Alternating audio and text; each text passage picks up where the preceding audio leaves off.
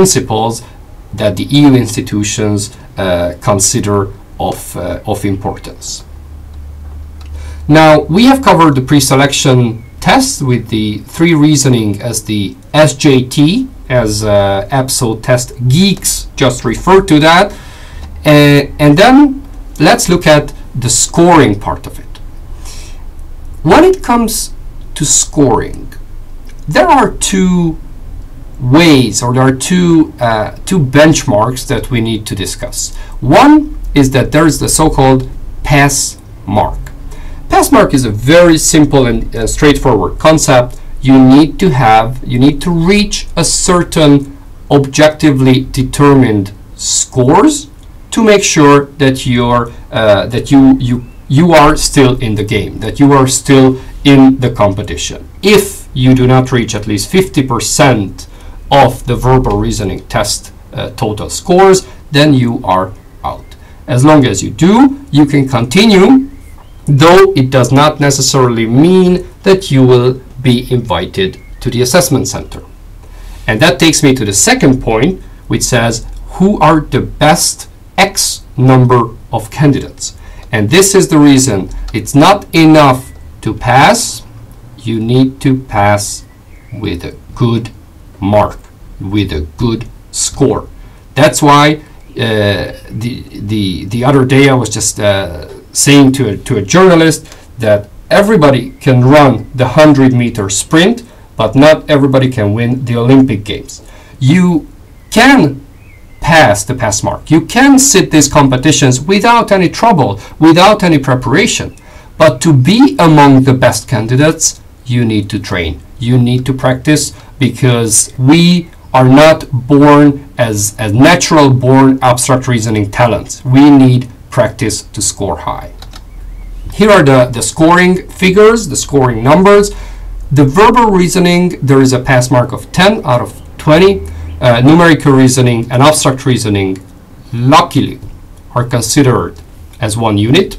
So the pass mark needs to be 10, which means that if you score 0 on the numerical reasoning and 10 on the abstract reasoning, you can still pass.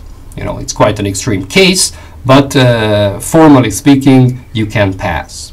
Situational judgment, it's a very important element in the overall scoring, so important that it represents 50% of the overall score, because you can get 40 points for the SJT, and the pass mark is not just 50% of it, but 60. So 24 points, you need to get at least 24 points in the SJT. And another tip, another piece of advice here really is that you will quite likely lose a few points at the situational judgment test. Despite your best efforts, despite reading up about it and knowing the methodology, you will most likely lose a few points. So your goal should be to maximize your points in the verbal reasoning, maximize your points in the numerical reasoning, and get the most points in the abstract reasoning. Do not lose their points, because the SJT is less exact, it's less precise, and that's why you should maximize, you should do everything possible to score high in the 3 reasoning tests. So here's a quick recap of the weighing of the scores. And then once the best X number of candidates are selected, their names are published in the official journal, unless you ask not to be published for privacy reasons.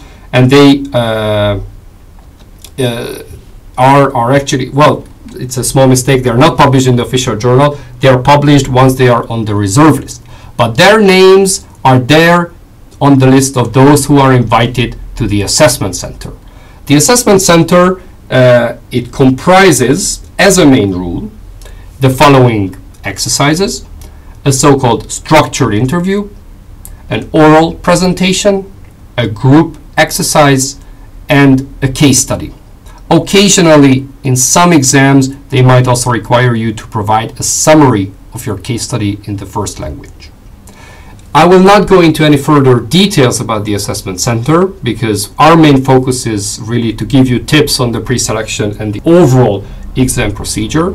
But the one very important thing to emphasize here is that these tests are only very to a very limited extent testing your knowledge of the given field, whether that's communication, audit, or anything else. Essentially, it's the case study that will test your domain-specific knowledge.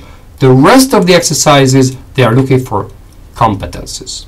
Competences, whether you have good working with others competence, whether you have good communication competence, whether you have good analytical competence, organizing and prioritizing, leadership competence. So that's a whole different approach, and these are the soft skill approach, which is a very different system compared to the knowledge-based one that used to be in place prior to 2010.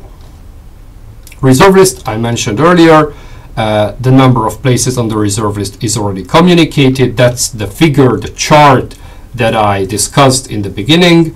The reserve list has a validity, usually until the next exam, so usually that's 1 year. For specialists, until the next specialist competition is run. It could be extended if that's the case, because not everyone has been recruited from the reserve list. And finally, the job interview, that's the happy episode, and that's when you actually get the specific job in one of the EU institutions that we looked at.